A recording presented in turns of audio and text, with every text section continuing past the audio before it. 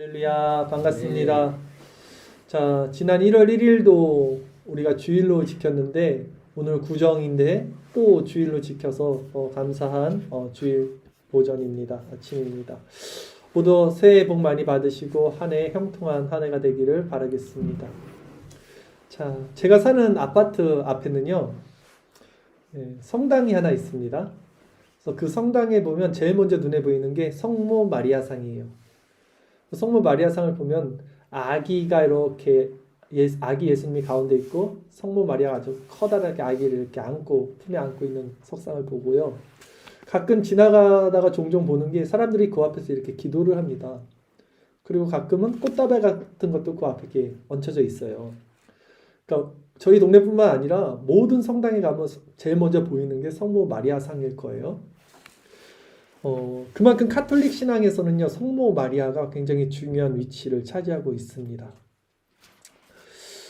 개신교는요, 예수님을 통해서만 하나님께 나아가요. 그래서 예수님의 이름으로 기도를 하고 예수님이 유일한 중보자, 하나님과 인간 사이의 다리가 되신다고 하는데, 카톨릭은 그 자리에 이제 마리아가 있고 마리아를 통해서 하나님께 나가고 마리아를 통해서 그 기도가 이제 이렇게 전달이 된다. 그러니까 마리아가 중보자 역할을, 예수님의 자리를 대신하고 있는데, 왜 그렇게 된 것일까? 왜 그러니까 기독교 안에서 이제 카톨릭 교회와 개신교 교회는 이렇게 나눠지게 된 것일까? 그런 것들이.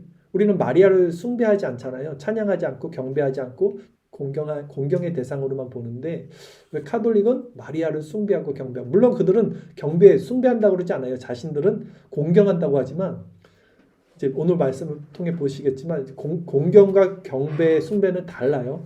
여러분들 한번 오늘 말씀을 듣고 한번 판단해 보셔야 될 거예요. 그래서 오늘은요, 카톨릭에서 왜 성모 마리아를 이 경배의 대상으로 보는지, 본인들은 공경이라고 말하지만 그것이 정말 공경인지 아니면 숭배인지 이런 부분에 한번 나눠볼 거고요. 그리고 그런 마리아 사상이 역사적으로 왜 이렇게 일어났는지, 어떤 계기를 통해서 마리아를 숭배하는 사상으로 변질이 됐는지 이렇게 한번 관찰을 해볼 거고, 그 교리, 마리아 사상을 숭배하는 게 왜 위험한 건지 기독교 사상에서, 그리고 이런 교리를 세운 그 감춰진 뜻이 있을 거 아닙니까? 왜 이런 것을 이렇게 세웠는지, 이 교리를, 마리아 숭배 사상을 세운 저희가 무엇인지, 그리고 마지막으로 우리가 경배하고 중보자로 삼아야 할 분은 오직 예수님 뿐인지, 왜 예수님 뿐이어야 하는지, 마리아는 왜 공경의 대상이 아닌가, 마리아는 왜 공경의 대상이 아닌가라는 제목으로 말씀을 전할게요. 제가 사실은 마리아는 왜 숭배의 대상이 아닌가라고 전하는 게 맞는데, 카톨릭에서는 항상 공경이라고 말을 하니까 그들의 말로 공경의 대상이 아닌가라는 제목으로 오늘 말씀을 전할 거예요. 우선은 본문을 짧게 살펴보고 나서 말씀을 또 나누도록 하겠습니다. 오늘 본문 누가복음 1장 39절 40절 두 절 말씀 먼저 읽겠습니다. 이때에 마리아가 일어나 빨리 산골로 가서 유대 한 동네에 이르러 사가랴의 집에 들어가 엘리사벳에게 문안하니 라고 오늘 본문을 시작하고 있습니다. 자, 지난주 기억나시나요? 저 북쪽 끝에 나사렛이라는 동네에 천사 가브리엘이 마리아의 집에 찾아갔습니다. 그래서 이제 예수 그리스도를 성령으로 잉태하게 될 것이다 라고 말씀을 했어요. 이게 지난주 얘기죠. 그리고 이제 그 소식을 들은 마리아가 급하게 서둘러서 지금 일어나 빨리라고 그랬죠. 남쪽 아래에 있는 산골에 있는 친족입니다. 엘리사벳이 마리아의 친족의 집에 가서 문안을 한 겁니다. 왜 마리아는 이렇게 빨리 서둘러서 즉시 그 남쪽에 있는 친족 엘리사벳에게 갔을까, 여러분? 왜냐하면 천사는 이제 천사의 현현을 통해서 자신이 하나님의 특별한 은총을 받게 된 마리아가 이걸 알았잖아요. 그리고 그 천사 가브리엘이 뭐라 그랬냐면 엘리사벳 이야기를 했어요. 거기 태중에 난 것도 하나님의 은총으로 난 것이다. 그래서 그 은혜를 나누고 싶은 거죠. 우리가 은혜를 받으면 막 나누고 싶잖아요. 이거를 마찬가지예요. 그래서 빨리 간 거예요. 굉장히 먼 거리예요. 며칠 동안 갔을지도 몰라요. 그 다음에 이제 어떤 일이 일어나는지 볼게요. 누가복음 1장 1절 42절 두 절 말씀 또 같이 읽겠습니다. 엘리사벳이 마리아가 문안함을 들으매 아이가 복중에서 뛰노는지라 엘리사벳이 성령의 충만함을 받아 그 큰 소리로 불러 이르되 여자 중에 내가 복이 있으며 태중에 내 태중의 아이도 복이 있도다. 엘리사벳이 너무 반겼어요. 마리아를 반겼습니다. 그리고 엘리사벳 안에 있던 세례 요한 6개월 된 그 아기가 태중에서 뛰어놀았어요. 그리고 이 다음 구절이 중요해요. 누가복음 1장 43절이죠. 이 한 절 말씀 같이 읽겠습니다. 내 주의 어머니가 내게 나오니 이 어찌된 일인가. 이게 엘리사벳이 고백한 거예요. 엘리사벳이 뭐라고 고백했어요? 내 주의 어머니라고 마리아를 말했어요. 여기서부터 마리아 사상이 시작되는 거예요. 내 주의 어머니. 마리아가 하나님의 어머니다. 이제 이런 사상이 일어나는 건데, 요 내용은 마지막 본문 읽고 나서 이제 본격적으로 이제 말씀을 전할 거예요. 오늘 본문 마지막 구절입니다. 누가복음 1장 44절, 45절 두 절 말씀 같이 읽겠습니다. 보라, 내 문안하는 소리가 내 귀에 들릴 때에 아이가 내 복 중에서 기쁨으로 뛰놀았도다. 주께서 하신 말씀이 반드시 이루어지리라고 믿은 그 여자에게 복이 있도다. 라고 엘리사벳이 말한 거예요. 자, 이것이 이제 예수님의 성육신 사건이 복되다. 이렇게 엘리사벳이 마리아에게 칭찬을 한 것이죠. 자, 그렇다면 이제부터 생각해 볼 것은 아까 서두에 제가 말씀드렸듯이 하나하나 살펴볼 거예요. 카톨릭에서는요, 왜 마리아를 공경의 대상으로 보는가부터 살펴볼게요. 자, 카톨릭에서는요, 마리아를 공경하는 것과 흠숭한다 그래요. 그들은. 이게 흠숭이라는 말 처음 들어봤죠. 저도 이거 준비하면서 처음 들어봤는데 카톨릭 용어예요. 카톨릭에서만 쓰는 용어들이 굉장히 많더라고요. 흠숭이 흠모하고 공경한다는 뜻이래요. 흠모하고 공경한다. 그러니까 카톨릭에서는 마리아를 공경하는 것과 흠숭하는 것을 엄격히 구별해요. 그러니까 우리는 공경하는 거지 흠숭하는 것은 아니야. 우리 개신교 말로 돌리면 우리는 마리아를 공경하는 것이 숭배하는 것은 아니야. 라고 그들은 말을 하는 겁니다. 그러니까 카톨릭에게 우리는 이렇게 말해요. 항상. 야, 너희는 왜 마리아를 숭배하냐? 왜 석상을 만들어 놓고 거기다 기도를 해? 우리 이렇게 공격하죠.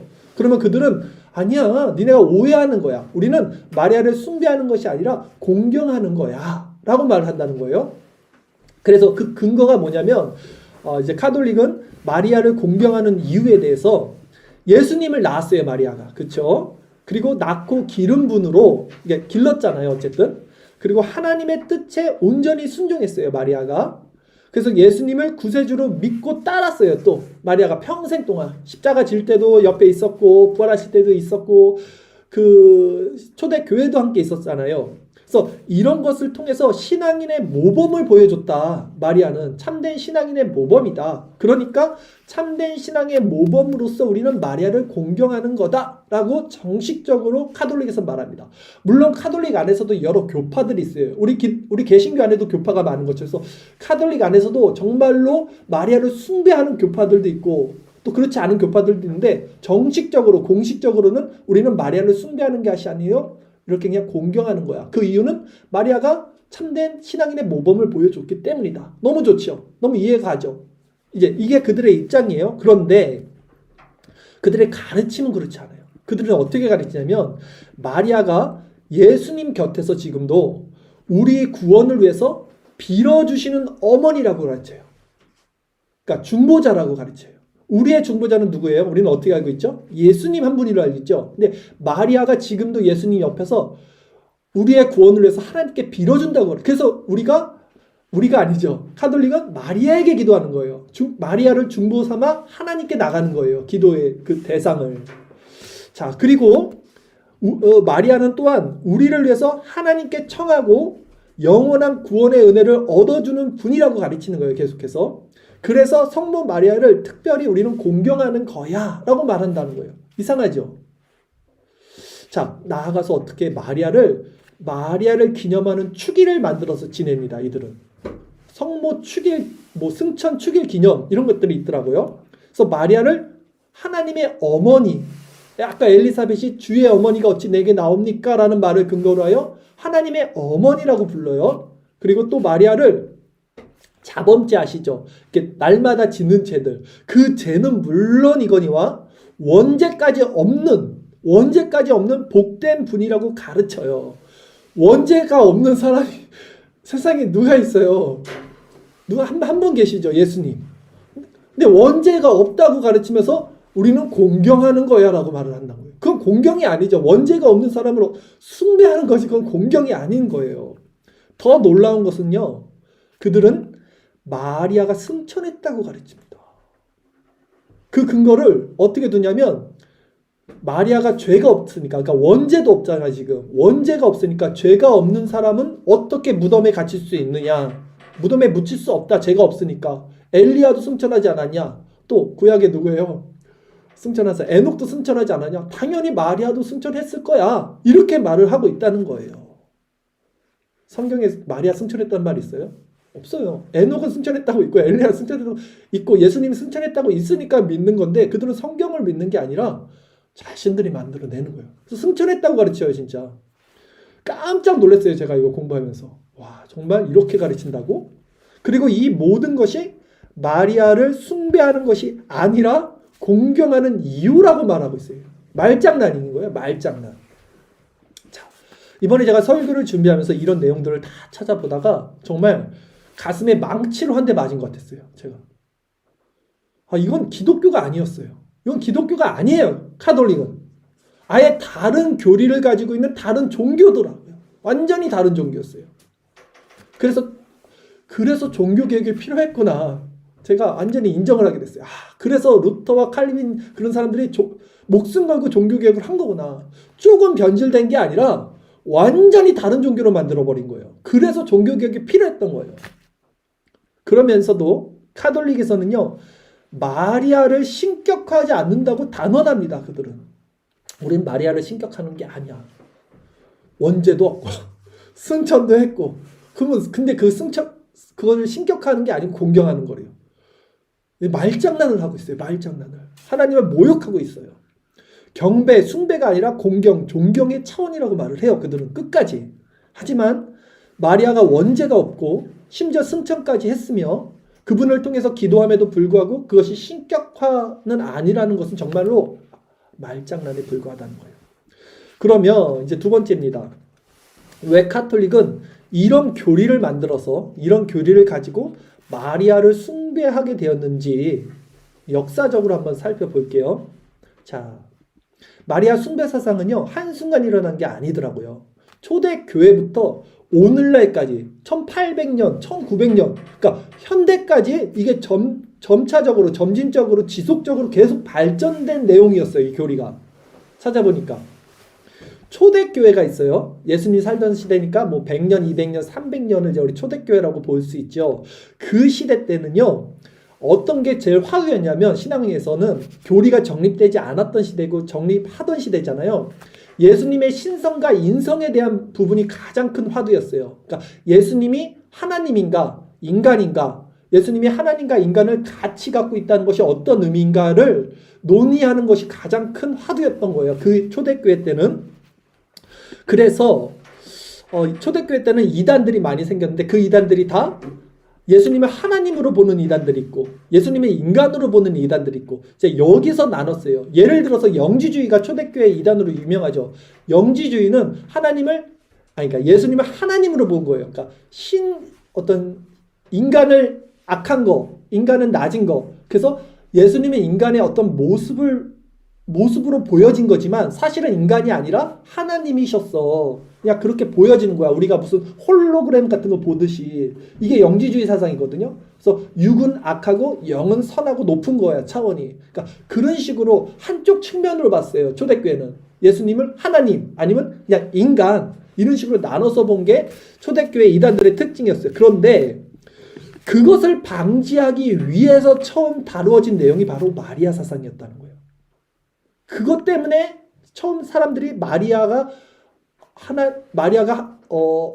사상, 마리아가 예수님이 잉태한 게 어떤 의미인지를 이제 고심하게 된 거예요. 무슨 말이냐면, 즉 예수 그리스도가 완전한 하나님이시고 완전한 인간이기 때문에 그 예수 그리스도를 잉태한 마리아 역시 하나님의 어머니라고 불러야 할 것인지 아니면 그냥 예수 그리스도의 어머니라고 불러야 할 것인지 아니면 그것도 아니고 그냥 인간 예수 그리스도의 어머니라고 불러야 할 것인지에 대한 호칭에 대한 견해들이 정리가 필요한 시기였어요. 그때. 그걸 해야지 이단들을 막을 수 있는 초대교회 그 시대였던 거예요. 당시 초대교회 그 시대는요, 두 학파가 있었습니다. 알렉산드리아 학파와 또 안디옥 학파, 이 두 학파가 나눠져 있었어요. 초대교회는. 그래서 알렉산드리아 학파는 보통 예수님을 그 신격화하는 쪽에 좀 더 초점을 뒀다면 이제 안디옥 학파는 예수님의 인성에 좀 초점을 뒀어요. 이게 균형이 필요한 거지 이 학파가 나쁘고 이 학파가 옳다가 아니었어요. 근데 두 학파가 나눠진 거예요. 그렇게. 그래서 근데 이제 알렉산드리아 학파의 그 수장 교부는 누가였냐면 시릴이라는 사람이 있어요. 시릴. 초대 교부 중에 시릴이 이제 알렉산드리아 쪽이고 그다음에 안디옥 학파의 지도자는 누구냐면 네스토리우스였어요. 네스토리우스 교부가 있었어요. 근데 이 시릴은요, 마리아를 안디옥 학파는 뭘 좋아한다 그랬어요? 신성적으로 본다 그랬잖아요, 예수님을. 그러니까 당연히 마리아를 하나님의 어머니라고 불러야 한다고 주장했어요. 예. 그러니까 예수님의 신성을 높이기 위해서. 그리고 반면 네스토리우스는 안디옥 학파는 이제 인성을 더 중시하니까 아니야, 마리아는 신성을 잉태할 수 없는 인간이니까 그냥 그리스도의 모친이라고 불러야 되지 하나님의 모친이라고 부르지 말자라고 이제 주장을 한 거예요. 견해가 나는 겁니다. 근데 여러분 기억하셔야 될 게 이게 옳고 이게 틀린 게 아니라 이걸 잘 균형을 잡아야 되는 거였어요. 그때는 이제 그런 균형이 없는 시대였던 거예요. 초대교회니까. 그런데 이제 431년이 돼서 범종교회, 에베소 범종교회의가 일어납니다. 예. 거기에서 네스토리오스, 이 안디옥 학파의 수장이었던 네스토리오스가 이단으로 정죄받아요. 근데 이 내용을 잘 살펴보면 이게 정치적인 내용도 있어요. 어쨌든 이거 하나님의 섭리 안에서 이렇게 된 거니까 우리가 인정을 해요. 그래서 네스토리오스가 이단으로 정죄받고 시릴의 견해, 그러니까 하나님의 어머니라고 말했던 마리아를 그 시릴의 견해가 교회 정통으로 이제 인정받게 됩니다. 그래서 이제 그 후로 보편 교회에서는 마리아를 하나님의 어머니라고 부르게 된 거예요. 이해 가셨어요, 여기까지? 그러나 시릴이 마리아를 하나님의 어머니라고 이렇게 주장한 이유는 뭐냐면 이게 중요해요. 주장한 이유는 기독론적인 입장에서, 예수님의 관점에서 예수 그리스도의 신성과 인성 관계에서 비롯된 문제라 그랬잖아요. 예수님의 신성과 인성 관계에서 이것을 논한 것이지 마리아 자체를 숭배하고자 하는 사상과는 거리가 멀었어요. 시릴도. 마리아를 높이려고 이걸 한 게 아니라 마리아를 높이기 위해서 하나님의 어머니라고 말한 게 아니라 예수님의 신성과 인성을 정확히 나눠서 이단들을 분별하기 위해서 주장한 것이 하나님의 어머니라고 말했던 거예요. 그런데 뜻하지 않게 이제 460년, 그러니까 지나서 500년이 되잖아요. 그러니까 중세 시작입니다. 이때가 되면서 뜻하지 않게 마리아를 하나님의 어머니라고 인정하게 된 게 마리아의 위치가 점점 높아지는 거예요. 중세부터는. 그래서 마리아를 숭배하는 사상으로 점차적으로 변화가 됩니다. 기독교 역사가. 그리고 이것이 중세의 시작과 맞물려지는 거예요. 그래서 부패가 일어나는 거예요. 여기서부터. 그래서 중세 이전에, 그러니까 400년 이전에는요, 마리아를 숭배 대상으로 여기는 그런 논의 자체가 없었어요. 모든 교부들이 그런 거를 논의하지도 않았어요. 근데 이제 500년이 되면서 점점 마리아 숭배가 일어나는 거예요. 근데 마리아 숭배뿐이 아니라 그때부터 뭐가 일어나요? 성인들의 숭배. 많은 성인, 베드로 숭배, 바울 숭배, 그런 것들이 일어나는 거예요. 미신적인 것들이 그때 다 일어난 거예요. 500년부터. 그래서 이제 5세기죠. 5세기, 6세기 들어가면서 마리아 숭배 사상이 등장하게 되고 이 시점이 부패한 로만 카톨릭이 이제 되는 거예요. 로만 카톨릭이 시점이 되는 거예요. 그렇게 중세가 열린 거예요. 이해 가셨죠? 초대교회에서 중세로 넘어가는 시점에서 이렇게 되는 거예요. 물론 마리아에 대해서 우리가 인정해야 될 부분은 분명히 있습니다. 기독교는요, 동정녀 마리아의 위상을 격하시키거나 그 자체를 부정하지 않습니다. 우리 사도신경에도 뭐라고 고백했어요? 아까 성령으로 잉태하사 동정녀 마리아에게 나시고라고 고백해요. 분명히 동정녀 마리아에게 나시고라는 그 이름의 고백이 있어요. 그만큼 마리아를 우리가 인정하고 있고 그 동정녀 탄생이라는 그것은 아주 깊은 의미가 담겨져 있는 거예요. 그 차원에서 마리아를 우리는 공경하죠. 그렇죠? 그러니까 공경과 경배는 달라요. 하지만 그러나 문제는 뭡니까? 그 후에 보편 교회에서는 이 마리아를 하나님의 어머니라고 부르면서 점차적으로 마리아 숭배 사상이 계속해서 발전해 나가요. 이게 1800년, 1900년까지 발전해 나가는 거예요. 그 내용들을 한번 살펴볼게요. 자, 처음에는요, 마리아가 예수님을 잉태할 동안 지금 마리아가 예수님이 잉태해서 엘리사벳을 찾아갔는데 그때 동안은요. 요 부분 한번 들어보세요. 자범죄에서는 면제받았다고 주장을 했어요. 신학자들이. 무슨 말이냐면 자범죄, 그러니까 알고 짓는 죄죠. 이 죄를 잉태하는 동안은 마리아는 짓지 않았을 거야. 왜냐하면 예수님이 신성이 안에 잉태되고 있는데 어떻게 육체를 가진 그것을 품고 있는 마리아가 죄를 막 범하는 거예요. 나쁜 짓을 하고 막 이랬겠냐. 이 견해를 누가 주장했냐면 사실 어거스틴도 주장했어요. 예. 좀 사실 저도 의외였어요. 이거는. 우리는 어거스틴의 후손들이잖아요. 어거스틴은 이걸 지지했어요. 그러니까 자범죄를 지지 않았을 거야. 그 기간입니다. 잉태했던 기간 10달.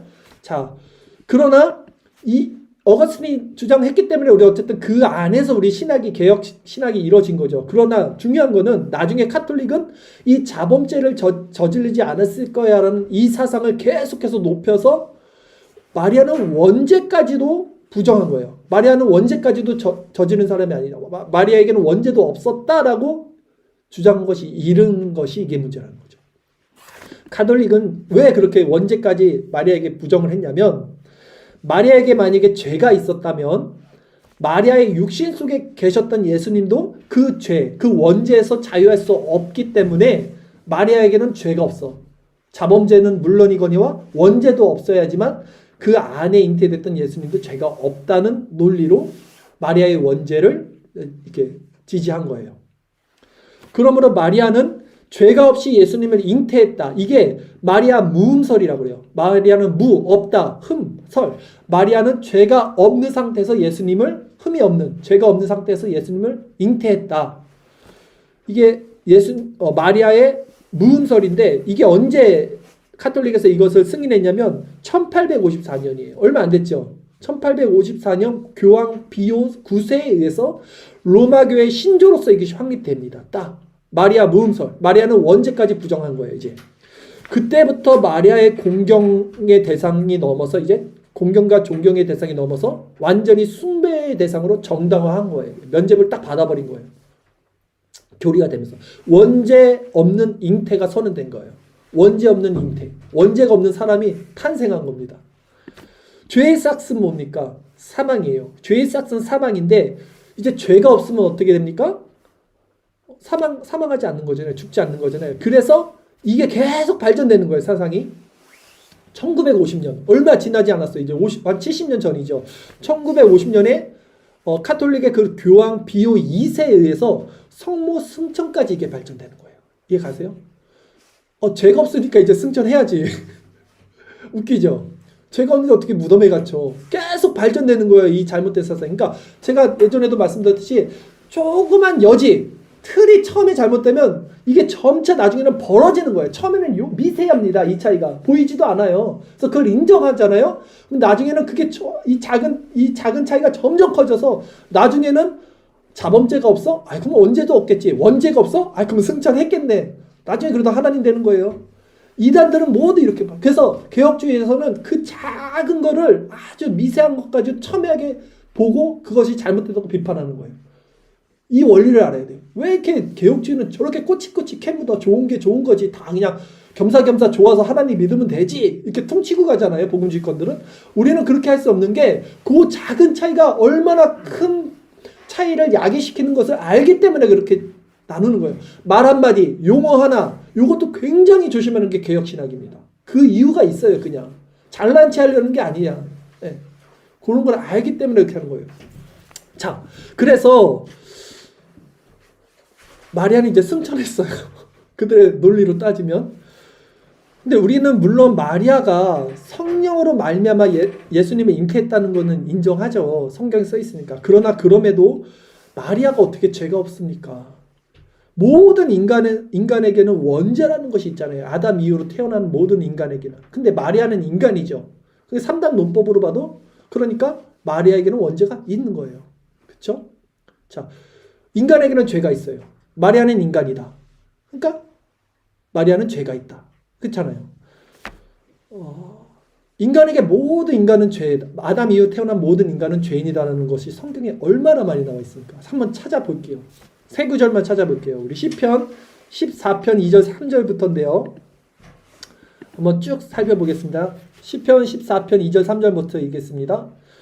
여호와께서 하늘에서 인생을 굽어 살피사 지각이 있어 하나님을 찾는 자가 있는가 보려 하신즉 다 치우쳐 함께 더러운 자가 되고 선을 행하는 자가 없으니 하나도 없도다. 아멘. 로마서 3장 23절 24절 모든 사람이 죄를 범하였음에 하나님의 영광에 이르지 못하더니 그리스도 예수 안에 있는 속량으로 말미암아 하나님의 은혜로 값없이 의롭다 하심을 얻은 자 되었느니라. 모든 사람이 죄를 범하였다고 분명히 말하죠. 또 고린도전서 15장 22절 아담 안에서 모든 사람이 죽은 것 같이 그리스도 안에서 모든 사람이 삶을 얻으리라.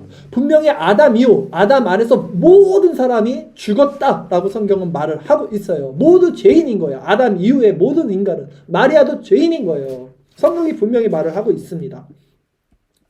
마리아 숭배 사상의 가장 큰 문제점은요, 예수 그리스도만이 죄가 없으시고 또 죄를 그러기에 대속하실 수 있는 유일한 구원자이고 중보자, 하나님과 인간 사이의 중보자이며 임을 우리가 믿는 것인데, 그 자리에 그와 동일한, 오히려 마리아가 예수 그리스도의 위상을 넘어서 버려요. 그 자리에 마리아를 놓는다는 것이 가장 큰 문제라는 거예요. 여러분, 말로는 공경이라고 하지만 그것은 숭배입니다.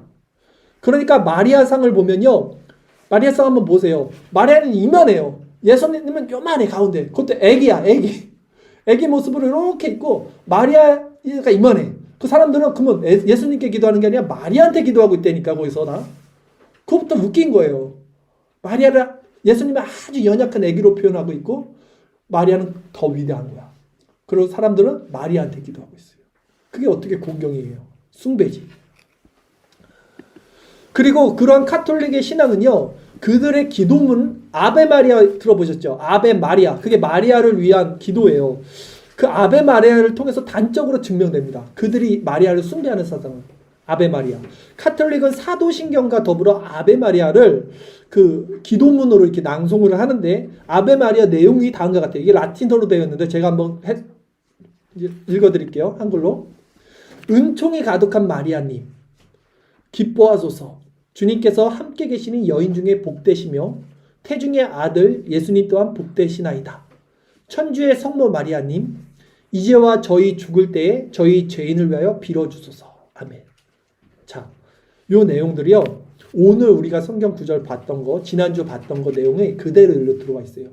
첫 구절, 은총이 가득하다라는 것이 처음에 이제 가브리엘이 마리아에게 은총 받을 자야, 너에게 은총이 있다라고 고백한 것이고, 또 여기 아베 마리아 기도 보면 주님께서 함께 계시니 여인 중에 복되고 태중의 아들 예수님이 복되다. 이게 오늘 본문 읽은 엘리사벳이 마리아에게 말한 거예요.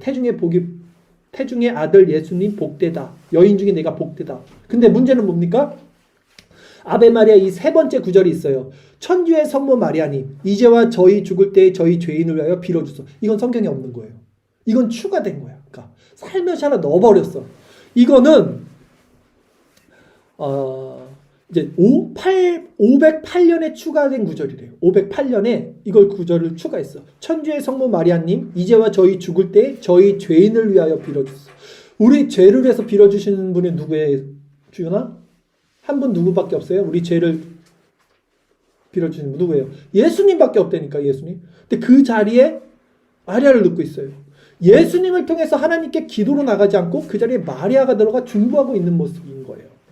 그렇다면 이들이 말하는 성모 숭배 사상이, 이제 제가 성모 숭배 사상이라고 말할게요. 이건 공경이 아닙니다. 이 성모 숭배 사상이 성경적으로는 왜 잘못된 사상인지 성경 구절들을 통해서 제가 구체적으로 좀 더 살펴보도록 할게요. 자, 먼저 오늘 본문에 엘리사벳은 뭐라 그랬어요? 마리아를 주의 모친이라고 말했어요. 하나님의 모친이라고 부르지 않았어요. 한번 볼까요? 누가복음 1장 43절입니다. 오늘 본문 누가복음 1장 43절. 제가 아까 이게 중요한 본문이라고 그랬죠. 그게 이거예요. 같이 다시 한번 읽겠습니다. 내 주의 어머니가 내게 나오니 이 어찌 된 일인가. 이게 엘리사벳이 마리아를 보고 말한 거예요. 뭐라 그랬어요? 내 주의 어머니라 그랬어요. 내 주의 어머니. 그래서 내 주의 어머니가 주의 모친인 거예요. 주의 모친.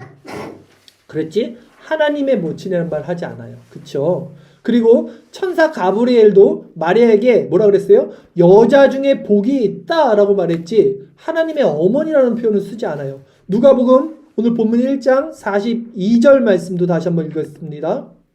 큰 소리로 불러 이르되 여자 중에 내가 복이 있으며 내 태중에 아이도 복이 있도다 라고 말했어요. 그냥 그 정도지 하나님의 어머니다 이렇게 위상을 높이지 않았어요. 더군다나 누가, 이게 지금 누가가 쓴 거잖아요. 이 누가는 사도행전에서요. 사도행전도 누가가 썼어요. 마리아를 예수님의 모친이라고 분명하게 기록해서 밝힙니다. 마리아를 그러니까 다른 여성과 차별화시켜서 그를 숭배 대상으로 삼을 수 있는 성경적 근거는 어디에도 찾아볼 수 없어요. 사도행전 볼게요. 사도행전 1장 14절 말씀입니다. 사도행전 1장 14절 같이 읽겠습니다. 여자들과 예수의 어머니 마리아와 예수의 아우들과 더불어 마음을 같이하여 오로지 기도에 힘쓰더라. 아멘. 이게 지금 초대교회 성령을 기다리는 모습인데 예수의 어머니 마리아라고 그냥 딱 정확히 말을 하잖아요. 하나님의 어머니라는 표현은 성경에 없습니다. 그러면 이런 카톨릭의 마리아 숭배 사상이 왜 위험하고 이런 교리를 내세우는 카톨릭의 저희 감춰진 뜻이 무엇인지에 대해서 말씀드릴게요. 이제 괜찮죠? 지금 다 이해하고 넘어가고 있죠? 자, 마리아 숭배 사상의 문제점은 뭐냐면요. 이 사상이 눈에 보이는 게 문제가 아니에요. 항상 보이지 않는 것이 감춰져 있어요. 그걸 볼 수 있어야 돼요, 우리는. 마리아 숭배 사상을 왜 만들었는지 이 카톨릭에서 그게 중요한 거 아닙니까? 왜 그 사상이 위험한지는 예수님이 유일하신 하나님 되심의 권위를 지금 폄하하고 있는 거예요. 이거는 그렇죠? 예수님이 유일한 중보자고 유일한 하나님이라는 것을 폄하하고 있어요. 격상을 내리고 있다는 거죠. 그리고 인간이 그 자리로 올라갈 수 있다는 것을 암암리에 그것을 내포하고 있어요. 그래서 보여주고 있는 거예요. 자, 인간도 그 자리에 오를 수 있어. 인간도 자범죄에서 벗어날 수 있어. 인간도 원죄에서도 벗어날 수 있어. 인간도 승천할 수 있어. 인간도 예수님 자리에 오를 수 있어. 인간도 하나님이 될 수 있어를 계속 암시하고 있는 거예요. 내포하고 있는 거예요, 이게. 그럼으로써 결과적으로는요. 이들이 추구하는 건 뭐냐면 핵심은 이 현세 가운데 계급을 나누게 됩니다. 이제 계급이 나눠져요. 뭡니까? 우리는 계급이 없어요. 하나님만이 하나님이고 나머지는 다 죄인이에요. 그냥. 죄인들 사이에서 높고 낮음이 없는데 이제 이들의 이 원리로 들어가면 하나님은 하나님이지만 인간도 계급이 나눠져요. 조금 성인, 조금 더 높은 사람, 조금 더 수준이 높은 사람 이게 나눠질 수밖에 없는 구조로 넘어가요. 이렇게 되면. 그러면 가장 이득을 보는 사람이 누굴까요? 교황이죠. 교황이 제일 높은 자리에 있어요. 항상. 하나님과 거의 동등한 자리까지 올라갈 수 있는 사상을 내포하고 있는 게 이 마리아 사상이라는 거예요. 이걸 볼 수 있어야 돼요. 우리는. 이 마리아 사상을 왜 만들었는지 이들이. 그러기에 이 사상은 인간의 기득권을 위해 만들어진 비성경적인 거짓 교리예요. 마리아 숭배 사상은. 오늘 말씀을 이제 정리할게요. 오늘 말씀을 통해 우리는 마리아뿐 아니라 모든 인간은 죄인이라는 사실을 다시 한번 기억해야 됩니다. 모든 인간은 다 죄인입니다. 아담 이후 태어난 모든 인간은 죽었다라고 성경은 말을 해요. 그러므로 우리는 마리아를 하나님처럼 숭배하는 일을 경계해야 돼요. 마리아뿐만 아니라 다른 어떤 인간도, 어떤 훌륭한 목사도, 어떤 훌륭한 어떤 교황도 모두 경배의 대상이 될 수 없어요. 죄인일 뿐입니다. 공경과 경배와 차이를 엄격히 여러분 갖고 있어야 돼요. 카톨릭에서는 마리아를 하나님의 어머니라고 하면서 신격화했지만 그것은 기독론적 관점에서 시릴이 예수 그리스도의 신성과 인성을 설명하기 위해 세워진 교리였지 이단을 방어하기 위해서 초대교회 마리아 자체를 숭배하려는 의도로서 세워진 교리가 아니었다는 사실을 우리는 다시 한번 기억해야 돼요. 그리고 마리아가 그리스도를 잉태한 순간부터 무흠무죄라 그래요. 흠이 없고 무죄, 죄가 없는 존재가 되었다는 이런 비성경적인 주장에 귀 기울이지 말고 성경에 근거하지 않는 것에 귀 기울이지 말고 비록 마리아가 예수님을 잉태한 기간에는 자범죄에서 벗어날 수도 있을지 몰라도 이건 어거스틴의 견해니까 있을지 몰라도라고 제가 표현을 할게요. 그럼에도 불구하고 정확하게 그 신학자들이 말하는 건 뭐냐면 인간이 그럼에도 원죄에서 벗어날 수 있다는 근거는 없다는 거예요. 성경에 어디에도 없어요. 이해가시죠? 그것을 우리는 다시 한번 기억해야 돼요. 심지어 가톨릭은요, 마리아가 승천했다고까지 하는데 그 근거 역시 아까 말씀드렸듯이 에녹, 엘리야가 승천했으니까 그보다 더 높은 신분을 가진 마리아는 당연히 승천했지라고 말을 하는 거지. 성경 어디에도 에녹과 엘리야, 예수님 승천에 대한 기사는 있지만 마리아 승천했다는 기사는 찾아볼 수 없다는 사실을 우리는 기억해야 돼요. 결국 가톨릭은요, 이런 마리아 사상으로 인해서 예수 그리스도께 간구하는 대신 마리아에게 간구하면 그 마리아가 그리스도까지 좌지우지한다고 믿는 거예요.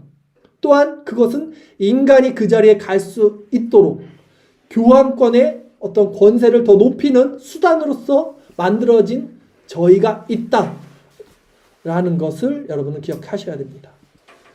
그러나 성경이 무엇을 얘기하고 있습니까? 우리는 오직 솔라 스크립투라, 오직 성경을 근거로 삼고 있어요. 성경은요, 이렇게 고백해요. 마리아가 직접 성경을 통해서 내 주가 필요하다 라고 고백하고 자신을 하나님의 비천한 계집 종이다 라고 마리아 자신이 성경에서 그렇게 고백을 합니다.